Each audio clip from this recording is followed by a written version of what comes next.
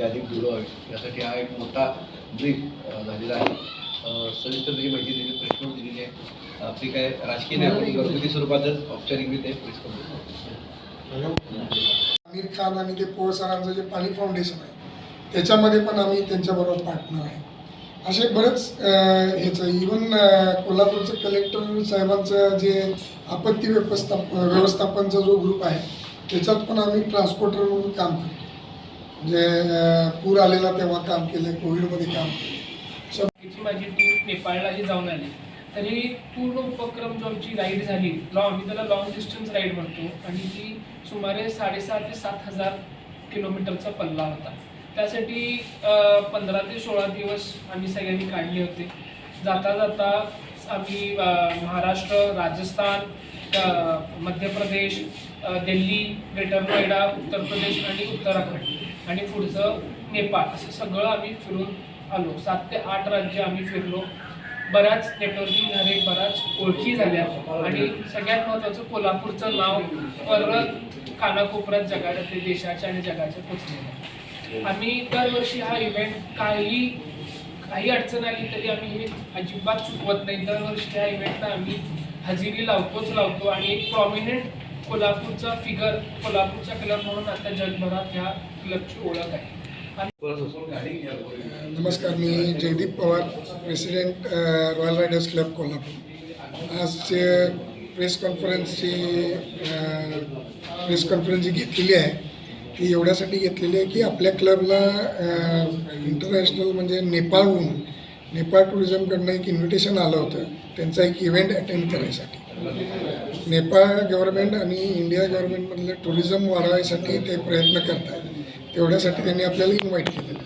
त्याच्यासाठी आपल्या क्लबचे काही सदस्य आणि आम्ही कोल्हापुरातून नेपाळला जाऊन नेपाळला 3 दिवस इव्हेंट अटेंड करून परत कोल्हापुरात आलो। याचं मेन कारण काय आहे की आपल्याला जसं आपण तिथं जाऊन त्यांच्या टुरिझममध्ये त्यांचं कल्चर बघून तिथल्या काही शॉपिंग करतो आहे किंवा एक्सप्लोअर करतो आहे तिथल्या एरियाज, तसंच आपली इच्छा आहे की ते पण आपल्या इकडे यावेत, कोल्हापुरात यावेत, महाराष्ट्रात यावेत, गड किल्ले बघू देत, पॅलेस बघू देत, आपलं कल्चर शिकू देत। त्याच्यानंतर आपलं कोल्हापुरी चप्पल असेल, जे काय आपल्या चांगल्या गोष्टी आहेत ते घेऊ देत। बरं, नेपाळ बेसिकली एक हिंदू राष्ट्र आहे, त्यामुळं महालक्ष्मी मंदिराकडे येतील हे त्यांना माहीत व्हावं, त्याच्यासाठी आमचा हा प्रयत्न आहे। म्हणून आम्ही 6-7 जण पहिला उत्तराखंडला गेलो, तिथला एक इव्हेंट अटेंड केला, तिथून मग आम्ही पुढे गेलो नेपाळ। कोल्हापूरवरून तिथं जाऊन परत यायला आम्हाला 21 दिवस लागले। जाऊन परत यायला म्हणजे सगळं फिरून सगळं इव्हेंट आमची टूर 21 दिवसांची होती। तसं बघितलं तर त्याच्यामध्ये आपल्याला इंदोरमध्ये आमचा सत्कार झाला सगळ्यांचा, आणि सत्कार म्हणजे नुसता सत्कार नसतोय, ते पण आमच्यासारखेच क्लब आहेत जे रोड सेफ्टी हे करतात। आपण काय सांगतोय, हेल्मेट वापरा, नुसतं हेल्मेटनं हायवेला चालत नाही, सगळे गिअर्स घालत, माणसं गिअर घालत नाहीत का तर गरम होतं, हे होतं, ते होतं। तसं नाही, आमच्यातलं तुम्ही जर बघितलं कुठलाही रायडर असू दे, तो 19 वर्षाचा असेल किंवा 70 वर्षाचा, तो पूर्ण गिअर घालून असतो, पॅन्ट घालणार, riding pant with protector, shoes घालणार, सगळे स्पेसिफिक, आणि हे सगळं हे आपल्यासाठी असते। हे आम्ही सगळ्यांना सांगतो की दरवेळी ॲक्सिडेंट काय तुमच्या चुकीनेच होत नाही, दुसऱ्या चुकीने ॲक्सिडेंट होऊन माणसं मारतात।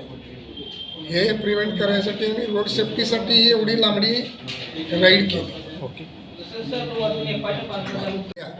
सकाळी जाऊन संध्याकाळी 500 किलोमीटर असते नॉनस्टॉप, त्यामुळे हे 100-200 करणं हे सगळ्यांना जमते।